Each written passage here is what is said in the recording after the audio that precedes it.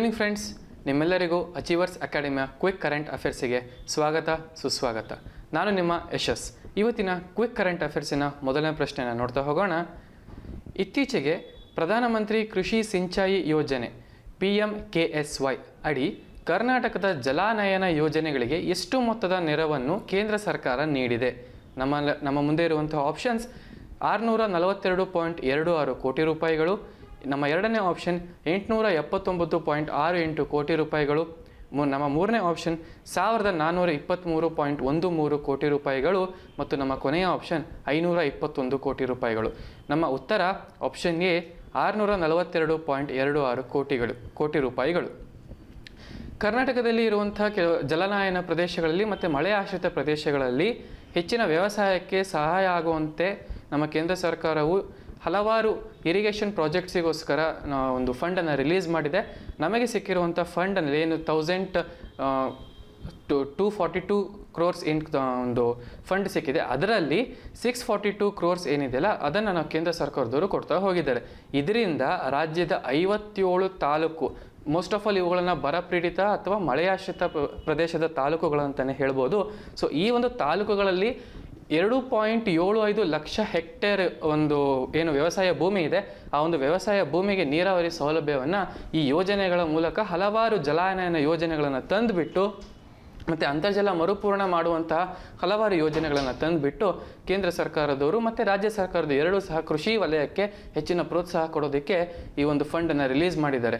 ಈ PMKSY ಏನಿದೆಯಲ್ಲ, ಪ್ರಧಾನಮಂತ್ರಿ ಕೃಷಿ ಸಿಂಚಾಯಿ ಯೋಜನಾ, ಇದು ಕೇಂದ್ರ ಸರ್ಕಾರದ ಪ್ರಾಯೋಜಿತ ಯೋಜನೆಯಾಗಿದೆ. ಅಂದರೆ ನೋಡಿ, ನಮ್ಮಲ್ಲಿ ಒಂದು ಯೋಜನೆಗಳು ಮಾಡಬೇಕಾದ್ರೆ ಎರಡು ರೀತಿ ಇರುತ್ತೆ. ಒಂದು ಕೇಂದ್ರದ ಹೊಣೆಗಾರಿಕೆ ಇರುವಂಥ ಸಂಪೂರ್ಣ ಒಂದು ಯೋಜನೆ ಮತ್ತು ಇನ್ನೊಂದು ಕೇಂದ್ರ ಪ್ರಾಯೋಜಿಕತ್ವದ ಯೋಜನೆಗಳು.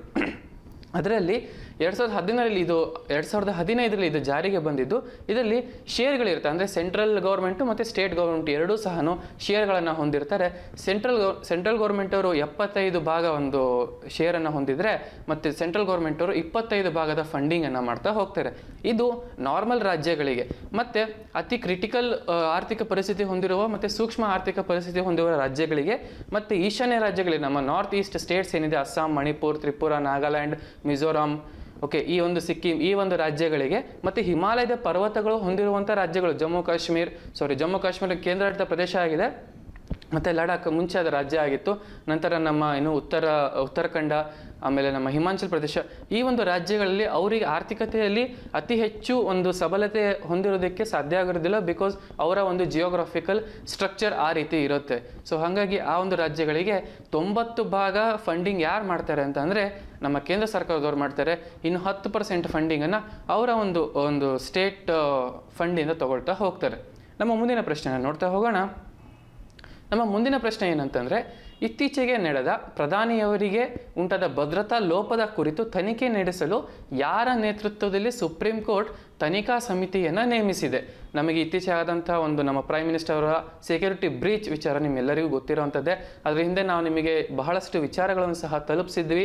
SPG ಅಂತಂದರೆ ಏನು, ಆಮೇಲೆ ನಮ್ಮ ದೇಶದಲ್ಲಿ ಒಂದು ಉನ್ನತ ನಾಗರಿಕರಿಗೆ ಅಥವಾ VIP ಗಳಿಗೆ ಏನೊಂದು ಭದ್ರತೆಗಳನ್ನು ಕೊಡ್ತಾ ಹೋಗ್ತಾರೆ, ಇವುಗಳ ಬಗ್ಗೆ ಸಹ ತಿಳಿಸಿದ್ವಿ.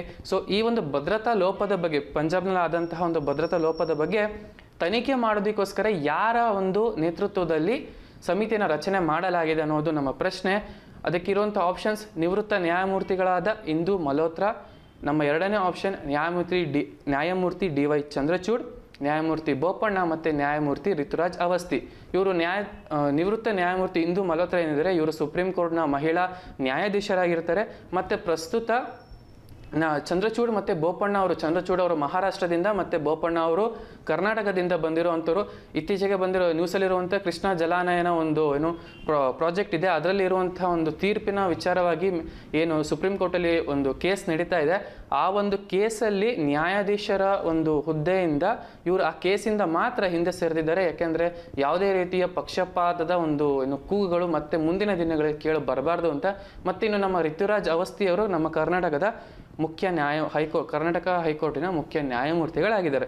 ನಮ್ಮ ಈ ಒಂದು ಪ್ರಶ್ನೆಗೆ ಸಂಬಂಧಪಟ್ಟಂಥ ಉತ್ತರ ಏನು ಅಂತ ಅಂದರೆ, ನಿವೃತ್ತ ನ್ಯಾಯಮೂರ್ತಿ ಇಂದು ಮಲ್ಹೋತ್ರಾ ಅವರು. ಸೊ ಇಲ್ಲಿ ಏನಾಗಿತ್ತು ಅಂತಂದರೆ ನಮ್ಮ ಒಂದು ಪ್ರಧಾನಿಯವರ ಒಂದು ಭದ್ರತೆಯಲ್ಲಿ ಆದಂಥ ಲೋಪದೋಷಗಳ ಒಂದು ತನಿಖೆ ನಡೆಸೋದಕ್ಕೋಸ್ಕರ ಕೇಂದ್ರ ಸರ್ಕಾರ ಮತ್ತು ರಾಜ್ಯ ಸರ್ಕಾರ ಎರಡೂ ಸಹ ಸಪ್ರೇಟಾಗಿ ತನಿಖೆಯನ್ನು ನಡೆಸ್ತಾ ಇದ್ವು. ಬಟ್ ಆ ಒಂದು ದೇಶದ ಉನ್ನತ ಅಧಿಕಾರದಲ್ಲಿರುವಂತಹ ಒಬ್ಬ ವ್ಯಕ್ತಿ ಅವರನ್ನು ನಾವು ನೆಗ್ಲೆಕ್ಟ್ ಮಾಡೋದಕ್ಕಾಗಲ್ಲ. ಸೂಕ್ಷ್ಮ ವಿಚಾರ, ಅವರ ಒಂದು ಭದ್ರತೆಯಲ್ಲಿ ಆಗಿರೋ ಲೋಪದೋಷ ಸಾಮಾನ್ಯ ಆದದ್ದಲ್ಲ. ಸೊ ಅದು ಅಲ್ಲದೆ ಇಲ್ಲಿ ಯಾವುದೇ ರೀತಿಯ ಪಕ್ಷಪಾತ ಅಥವಾ ಫೇವರಿಸಮು, ಯಾರನ್ನೋ ಸಂರಕ್ಷಣೆ ಮಾಡುವಂಥದ್ದು ಅಥವಾ ಇನ್ಯಾರಿಗೋ ಫೇವರ್ ಆಗಿ ಮೂವ್ಮೆಂಟ್ ಆಗುವಂಥದ್ದು ಕೇಂದ್ರ ಮತ್ತು ರಾಜ್ಯ ಸರ್ಕಾರಗಳು ಯಾರದೇ ವಿರುದ್ಧವಾಗಿ ಹೋಗದೇ ಇರುವಂಥದ್ದು ರಾಜಕೀಯದಲ್ಲಿ ಇದರಲ್ಲಿ ನಡೀತಾ ಇರುತ್ತೆ. ಸೊ ಹಾಗಾಗಿ ಈ ಯಾವುದೇ ರೀತಿಯ ಸಮಸ್ಯೆಗಳು ಆಗಬಾರ್ದು ಅಂತ ಸುಪ್ರೀಂ ಕೋರ್ಟ್ ಅವರು ಒಂದು ತನಿಖೆಯನ್ನು ನಡೆಸೋದಕ್ಕೆ CJI ನಮ್ಮ ಏನು CJI ಇದ್ದಾರೆ 48ನೇ CJI NV ರಮಣ ಅವರು ಒಂದು ಸಮಿತಿನ ರಚನೆ ಮಾಡಿದ್ದಾರೆ. ಆ ಸಮಿತಿಯ ಮುಖ್ಯಸ್ಥರು ಯಾರಾಗಿದ್ದಾರೆ ಅಂತಂದರೆ ರಿಟೈರ್ಡ್ ಜಡ್ಜ್ ಇಂದು ಮಲ್ಹೋತ್ರಾ ಅವರು. ಈ ಸಮಿತಿಯಲ್ಲಿ ಯಾರ್ಯಾರಿದ್ದಾರೆ ಅಂತ ಅಂದರೆ ಒಂದು NIA IG ನಮ್ಮ ರಾಷ್ಟ್ರೀಯ ತನಿಖಾ ದಳದ ಒಂದು inspector general of police, Chandigarh DGP ಮತ್ತು ಪಂಜಾಬ್ ಮತ್ತು ಹರಿಯಾಣ ಹೈಕೋರ್ಟಿನ ರಿಜಿಸ್ಟರ್ ಜನರಲ್ ಮತ್ತು ಪಂಜಾಬಿನ ಭದ್ರತಾ ವಿಭಾಗದ additional director general of police ಅವರು ಈ ಸಮಿತಿಯ ಸದಸ್ಯರಾಗಿರ್ತಾರೆ. ಅಂದರೆ ರಾಜ್ಯ ಸರ್ಕಾರವೇ ಈ ಒಂದು ಪ್ರಧಾನಿಯವರ ಭದ್ರತೆಯ ಲೋಪದ ಹೊಣೆಯನ್ನು ಹೊತ್ತಿದೆ ಅಥವಾ ರಾಜ್ಯ ಸರ್ಕಾರದ ನಿರ್ಲಕ್ಷ್ಯ ಇದರಲ್ಲಿ ಬಹಳ ಎದ್ದು ಕಾಣ್ತಾ ಇದೆ ಅನ್ನೋಂಥ ಆರೋಪ ಎಲ್ಲರಿಗೂ ಗೊತ್ತಿರೋಂತೆ ಬಂದಿರೋದೆ. ಬಟ್ ಇದ್ರ ಒಂದು ವಿಚಾರವಾಗಿ ನಿಜವಾಗ್ಲೂ ಏನು ನಡೀತು ಅನ್ನೋ ಯಾರ ಒಂದು ಲೋಪದೋಷ, SPG ಅವರ ಒಂದು ಲೋಪದೋಷನೋ ಅಥವಾ ರಾಜ್ಯ ಪೊಲೀಸರ ಒಂದು ಲೋಪದೋಷನೋ ಅನ್ನೋದನ್ನು ತನಿಖೆ ಮಾಡೋದಕ್ಕೋಸ್ಕರ ಈ ಒಂದು ಸಮಿತಿ ರಚನೆ ಆಗಿದೆ. ನಮ್ಮ ಮುಂದಿನ ಪ್ರಶ್ನೆನ ನೋಡ್ತಾ ಹೋಗೋಣ. ನಮ್ಮ ಮುಂದಿನ ಪ್ರಶ್ನೆ ಏನಂತ ಅಂದರೆ, ಯಾವ ಸಚಿವಾಲಯವು ತ್ರೈಮಾಸಿಕ ಉದ್ಯೋಗ ಸರ್ವೆ ವರದಿಯನ್ನು ಬಿಡುಗಡೆ ಮಾಡಿದೆ? ನಮ್ಮ ಮುಂದೆ ಇರುವಂಥ ಆಪ್ಷನ್ಸ್ ಕೇಂದ್ರ ಸಾಂಖ್ಯಿಕ ಕಚೇರಿ, ನಮ್ಮ ಆಪ್ಷನ್ B ಕೇಂದ್ರ ಕಾರ್ಮಿಕ ಮತ್ತು ಉದ್ಯೋಗ ಸಚಿವಾಲಯ, ನಮ್ಮ ಆಪ್ಷನ್ C ಕೇಂದ್ರ ನಾಗರಿಕಾಭಿವೃದ್ಧಿ ಸಚಿವಾಲಯ ಮತ್ತು ಆಪ್ಷನ್ D ವಿತ್ತ ಸಚಿವಾಲಯ. ಓಕೆ, ನಮ್ಮ ಉತ್ತರ ಏನು ಅಂತ ಅಂದರೆ ಕೇಂದ್ರ ಕಾರ್ಮಿಕ ಮತ್ತು ಉದ್ಯೋಗ ಸಚಿವಾಲಯ. ದೇಶದ 9 ವಿವಿಧ ಆರ್ಥಿಕ ವಲಯಗಳನ್ನು ಗಣನೆಗೆ ತೆಗೆದುಕೊಂಡ್ಬಿಟ್ಟು ಅದರಲ್ಲಿ ಸರ್ವೆಗಳನ್ನು ಮಾಡಿಬಿಟ್ಟು ನಮ್ಮ ಕೇಂದ್ರ ಕಾರ್ಮಿಕ ಮತ್ತು ಉದ್ಯೋಗ ಸಚಿವಾಲಯವು ಒಂದು ತ್ರೈಮಾಸಿಕ ವರದಿಯನ್ನು ರಚನೆ ಮಾಡಿದೆ. ಆ ಯಾವ ವಲಯಗಳಿದ್ದಾವೆ ಅಂತಂದರೆ ಉತ್ಪಾದನೆ, ಪ್ರೊಡಕ್ಷನ್ನು, ಎಜುಕೇಷನ್, ಶಿಕ್ಷಣ, ಹೆಲ್ತ್, ಆರೋಗ್ಯ, IT ಸೆಕ್ಟರು, ಮತ್ತು ಕಾಮರ್ಸ್ ಆ್ಯಂಡ್ ದೆನ್ ಸಾರಿಗೆ ಮತ್ತು ಹಣಕಾಸು ಸೇವೆಗಳು, ಫೈನಾನ್ಸ್ ಸರ್ವಿಸಸ್ಸು, ಮತ್ತು ಹೋಟೆಲ್ ಆ್ಯಂಡ್ ರೆಸ್ಟೋರೆಂಟ್ಗಳು, ಇವು ಸರ್ವಿಸ್ ಸೆಕ್ಟರಲ್ಲಿ ಬರುವಂಥವು.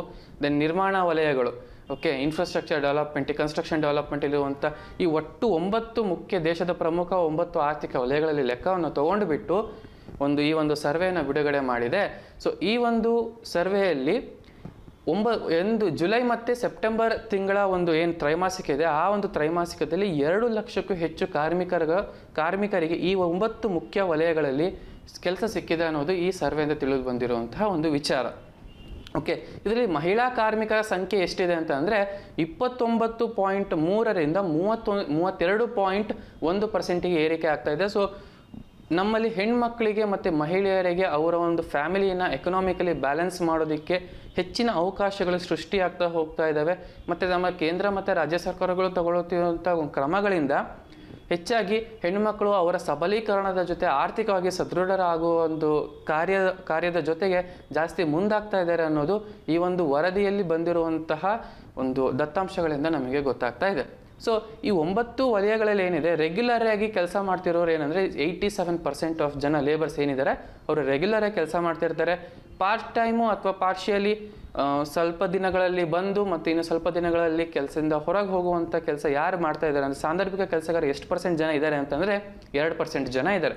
ಮತ್ತು ನಮ್ಮ ಕನ್ಸ್ಟ್ರಕ್ಷನ್, ನಮ್ಮ ಏನು ಇನ್ಫ್ರಾಸ್ಟ್ರಕ್ಚರ್ ಡೆವಲಪ್ಮೆಂಟ್ ಆಗುತ್ತೆ, ಹೈವೇಗಳು, ಆಮೇಲೆ ಏನು ಬಿಲ್ಡಿಂಗ್ಗಳು, ಈ ಒಂದು ಕನ್ಸ್ಟ್ರಕ್ಷನ್ ಸೆಕ್ಟರಲ್ಲಿ ಇರುವಂಥವ್ರು 20% ಜನ ಏನಿದೆ ಅವರು ನಾರ್ಮಲ್ ಲೇಬರ್ಸ್. ಸೊ ಅವರ ಕಂಪ್ಲೀಟ್ ಲೈಫ್ ಏನಿದೆ ಈ ಒಂದು ವಲಯದಲ್ಲೇ ಜಾಸ್ತಿ ನಡೀತಾ ಹೋಗುವಂಥದ್ದು. ಇದಕ್ಕೆ ಸಾಂದರ್ಭಿಕವಾಗಿ ಬಂದು ಹೋಗುವಂಥ ಜನರ ಪ್ರಮಾಣ ಎಷ್ಟಿದೆ ಅಂತಂದರೆ 6.4% ಜನ. ಇದರ ನಂತರ ಮುಂದಿನ ಪ್ರಶ್ನೆನ ನೋಡ್ತಾ ಹೋಗೋಣ ಸ್ನೇಹಿತರೆ. ನಮ್ಮ ಮುಂದಿನ ಪ್ರಶ್ನೆ ನಿಮಗೆ ಅತ್ಯಂತ ಮುಖ್ಯವಾಗಿ ಎಲ್ಲ ಎಕ್ಸಾಮ್ಸ್ಗಳಲ್ಲೂ ಕೇಳುವಂಥದ್ದು, ಮತ್ತು ನೀವು ಯಾವಾಗಲೂ ನ್ಯೂಸ್ ಪೇಪರಲ್ಲಿ ನೋಡ್ತಾ ಇರಬೇಕು. ನಾವು ಜಾಸ್ತಿ ಈ ಒಂದು ವಿಚಾರಗಳು, ಹಣದುಬ್ಬರ ಅನ್ನುವಂತಹ ವಿಚಾರಗಳು ನಮಗೆ ಜಾಸ್ತಿ ಕಣ್ಣಿಗೆ ಕೇಳ್ತಾ ಇರುತ್ತೆ.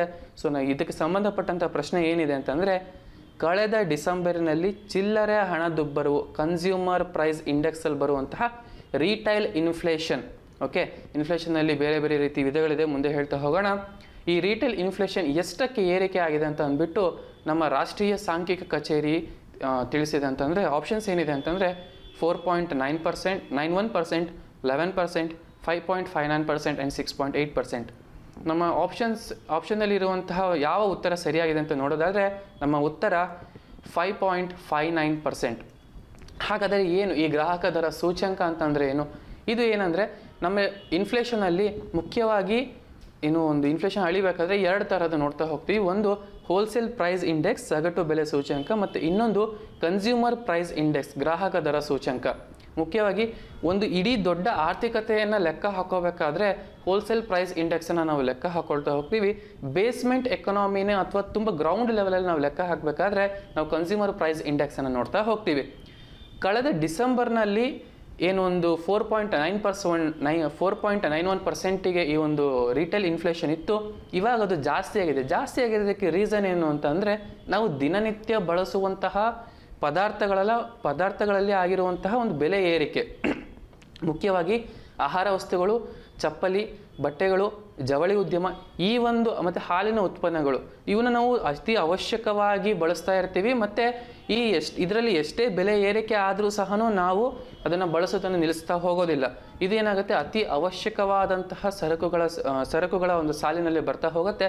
ಇವುಗಳಲ್ಲಿ ಬೆಲೆ ಏರಿಕೆ ಆದರೆ ತೀರಾ ಗ್ರೌಂಡ್ ಲೆವೆಲಲ್ಲಿ ಜನರಿಗೆ ಬಹಳ ದೊಡ್ಡ ಸಮಸ್ಯೆ ಆಗ್ತಾ ಹೋಗುತ್ತೆ. ಯಾಕೆಂದರೆ ಬರ್ತಿರುವಂಥ ಆದಾಯಕ್ಕೂ ಮಾಡ್ತಿರುವಂಥ ಸೇವಿಂಗ್ಸಿಗೂ ಆಗ್ತಿರುವಂಥ ಖರ್ಚಿಗೂ ಸಂಬಂಧ ಇರೋದಿಲ್ಲ. ಮುಖ್ಯವಾಗಿ ಏನಾಗ್ತಾಯಿದ್ರೆ ಸೇವಿಂಗ್ಸ್ ಕಮ್ಮಿ ಆಗ್ತಾ ಇರುತ್ತೆ, ಅಥವಾ ಸೇವಿಂಗ್ಸಲ್ಲಿರುವಂಥ ದುಡ್ಡನ್ನು ನಾವು ಖರ್ಚು ಮಾಡಬೇಕಾಗತ್ತೆ. ಆದರೆ ಆದಾಯದ ಮಿತಿಯಲ್ಲಿ ಏನಾಗ್ತಿದೆ, ಜಾಸ್ತಿ ಆಗ್ತಾ ಇರೋದಿಲ್ಲ. ಅದು ಹೆಚ್ಚಾಗಿ ಬಡತನದ ಕಡೆ ಅಥವಾ ಇಡೀ ಒಂದು ಸರ್ಕಾರಕ್ಕೆ ಮೇಂಟೈನ್ ಮಾಡೋಕ್ಕೆ ಆಗದೆ ಇರುವಂತಹ ಒಂದು ರೇಂಜ್ ದಾಟುವಂಥ ಚಾನ್ಸಸ್ ಬಹಳ ಕಾಣ್ತಾ ಇದೆ. ನಾರ್ಮಲಿ ನಮ್ಮ RBIನವ್ರು ಏನು ಮಾಡ್ತಾರೆ, ಈ ಒಂದು ಇನ್ಫ್ಲೇಷನ್ ರೇಟ್ ಏನಿರುತ್ತಲ್ಲ ಅದನ್ನು 4%ಗೆ ಅಂತ ಆಲ್ಮೋಸ್ಟ್ ಫಿಕ್ಸ್ ಮಾಡಿರ್ತಾರೆ. ಅದು ಪ್ಲಸ್ ಆರ್ -2 ಆಗಬಹುದು.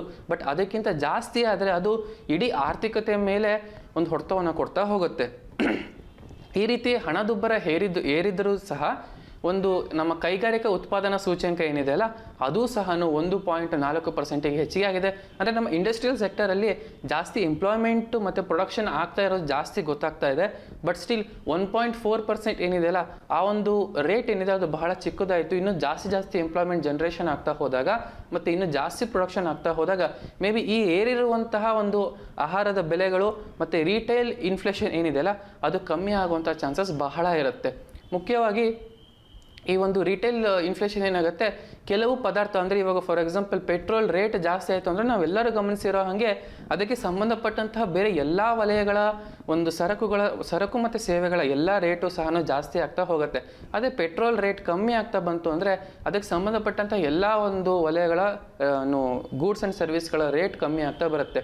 ಪೆಟ್ರೋಲ್ ರೇಟ್ ಜಾಸ್ತಿ ಆಗ್ತಾ ಇದೆ ಮತ್ತು ನಮಗೆ ಬರುವಂಥ ಅಲ್ಲಿ ಏನಾಗ್ತಾ ಹೋಗುತ್ತೆ, ಅಲ್ಲಿ ಆಗುವಂಥ ಖರ್ಚು ನೆಕ್ಸ್ಟ್ ಎಲ್ಲಿ ಸಪ್ಲೈ ಆಗುತ್ತೆ, ಎಲ್ಲಿ ಕಮಾಡಿಟೀಸ್ ಸಪ್ಲೈ ಆಗುತ್ತೆ, ಆ ಒಂದು ಪೆಟ್ರೋಲ್ ರೇಟ್ ಆಗಿರೋದು ಅದ್ರ ಮೇಲೆ ಪರಿಣಾಮ ಬೀರ್ತಾ ಹೋಗುತ್ತೆ. ನೆಕ್ಸ್ಟು ಸಪ್ಲೈ ಆಗಿರೋಂಥ ಕಮಾಡಿಟೀಸು ಮಾರ್ಕೆಟಲ್ಲಿ ಗ್ರಾಹಕರಿಗೆ ಸಿಗಬೇಕಾದ್ರೆ ಒಟ್ಟಾರೆ ಪ್ರಮಾಣ ಯಾರ ಮೇಲೆ ಹೊಡೆತ ಬೀಳುತ್ತೆ ಅಂತಂದರೆ ನಮ್ಮ ಗ್ರಾಹಕರ ಮೇಲೆ ಹೊಡೆತ ಬೀಳ್ತಾ ಹೋಗುತ್ತೆ. ಇದರ ಜೊತೆಗೆ ನಮಗೆ ಒಂದು ಪಾಸಿಟಿವ್ ನೋಟ್ ಏನು ಅಂತ ಅಂದರೆ ವಿಶ್ವ ಬ್ಯಾಂಕ್ ಏನಿದೆ ಅಲ್ಲ 2021-22ರಲ್ಲಿ ನಮ್ಮ ಭಾರತದ GDP ಏನಿದೆ ಅದು 8.3%ಗೆ ರೈಸ್ ಆಗ್ಬೋದು ಅಂತ ಹೇಳಿದ್ದಾರೆ. ಅಟ್ ಪ್ರೆಸೆಂಟ್ ನಮ್ಮ CSO ಅಥವಾ ಏನು ರಾಷ್ಟ್ರೀಯ ಸಾಂಖ್ಯಿಕ ಕಚೇರಿ ಏನಿದೆಯಲ್ಲ ಅವ್ರು ಹೇಳಿರೋದೇನೆಂದರೆ, ಕೇಂದ್ರ ಸಾಂಖ್ಯಿಕ ಕಚೇರಿ ಅಥವಾ ರಾಷ್ಟ್ರೀಯ ಸಾಂಖ್ಯಿಕ ಕಚೇರಿ ಏನು ಹೇಳಿದ್ದಾರೆ ಅಂದರೆ 9.2 ಪ್ರಿಡಿಕ್ಟ್ ಮಾಡಿದ್ದಾರೆ ನಮ್ಮ GDP ಗ್ರೋತನ್ನು.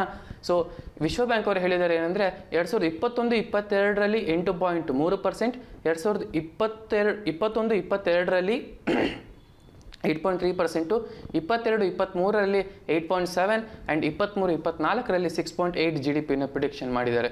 ಮತ್ತು ಈ ಗ್ರಾಹಕ ಬೆಲೆ ಸೂಚ್ಯಂಕ ಏನಿದೆಯಲ್ಲ, ನಾನು ಆಗಲೇ ಹೇಳ್ದಂಗೆ ಕನ್ಸ್ಯೂಮರ್ಸ್ ದೃಷ್ಟಿಯಿಂದ ಅಂದರೆ ಗ್ರಾಹಕರ ದೃಷ್ಟಿಯಿಂದ ನೋಡ್ತಾ ಹೋಗ್ತಾರೆ. ಆ್ಯಂಡ್ ಇದರಲ್ಲಿ ಏನಾಗ್ತಾ ಹೋಗುತ್ತೆ, ಹೋಲ್ಸೇಲ್ ಪ್ರೈಸ್ ಇಂಡೆಕ್ಸ್ ಏನಾಗ್ತಾ ಹೋಗುತ್ತೆ ಅಂದರೆ ಅದು ಓವರ್ ಆಲ್ ಗೂಡ್ಸ್ ಅಂದರೆ ಲಾರ್ಜ್ ಕ್ವಾಂಟಿಟಿಯಲ್ಲಿ ನೋಡ್ತಾ ಹೋಗ್ತಾರೆ. ಮತ್ತು ನೋಡಿ ಈ ಒಂದು ನೆಕ್ಸ್ಟ್ ಪಾಯಿಂಟ್ ಏನಿದೆಯಲ್ಲ CPI ಎಷ್ಟು ರೀತಿಯಲ್ಲಿ ಇದೆ ಅಂತ, ಇದು UPSCಲೂ ಸಹ ಕೇಳುವಂಥ ಪ್ರಶ್ನೆ ಆಗಿರುತ್ತೆ.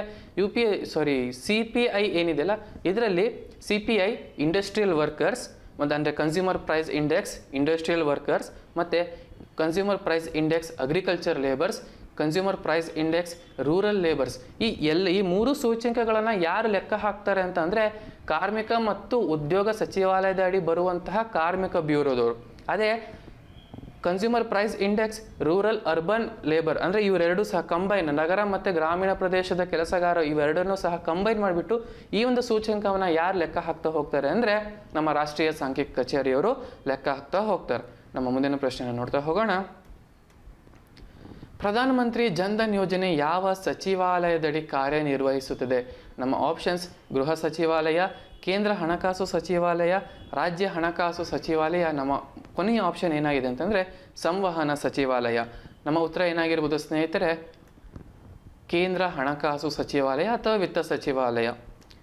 ಈ ಜನ್ಧನ್ ಯೋಜನೆ ಏನಿದೆಯಲ್ಲ, ಇದು ನಮ್ಮ ದೇಶದಲ್ಲಿ ಬ್ಯಾಂಕಿಂಗ್ ವಲಯದಲ್ಲಿ ನಮ್ಮ ಜನರಲ್ಲಿ ಒಂದು ಬ್ಯಾಂಕಿಂಗ್ ವಲಯದ ಬಗ್ಗೆ ಹೆಚ್ಚಿನ ಗಮನ ಸೆಳೆಯೋದಕ್ಕೆ, ನಮ್ಮಲ್ಲಿ ಸೇವಿಂಗ್ಸ್ ಜಾಸ್ತಿ ಮಾಡಿಸೋದಕ್ಕೆ, ಮತ್ತು ನೀವು ನೋಡಿರ್ಬೋದು ಇದು 2014 ಏನು ಜಾರಿಗೆ ಬಂತು ಅದಕ್ಕೂ ಮುಂಚೆ ನಮ್ಮಲ್ಲಿ ಬಹಳಷ್ಟು ಜನರ ಹತ್ರ, ತೀರಾ ಕಡು ಬಡವರ ಹತ್ರನೂ ಸಹ ಬ್ಯಾಂಕ್ ಅಕೌಂಟ್ಗಳು ಇರಲಿಲ್ಲ.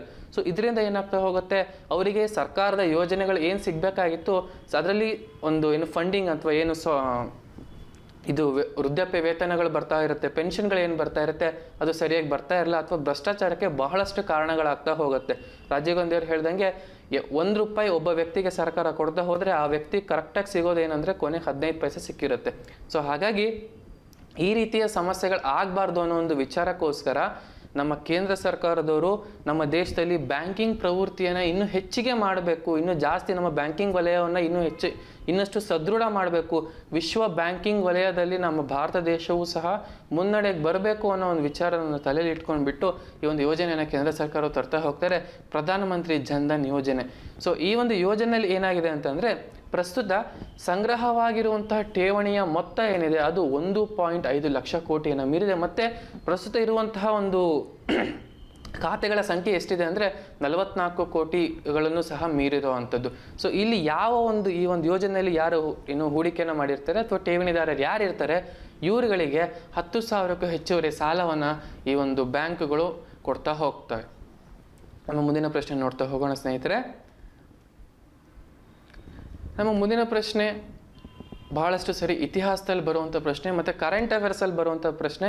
ನೆಕ್ಸ್ಟ್ ನಿಮಗೆ ಬರುವಂಥ ಎಕ್ಸಾಮ್ಸಲ್ಲಿ ಕೇಳುವಂಥ ಚಾನ್ಸಸ್ ಬಹಳ ಇದೆ.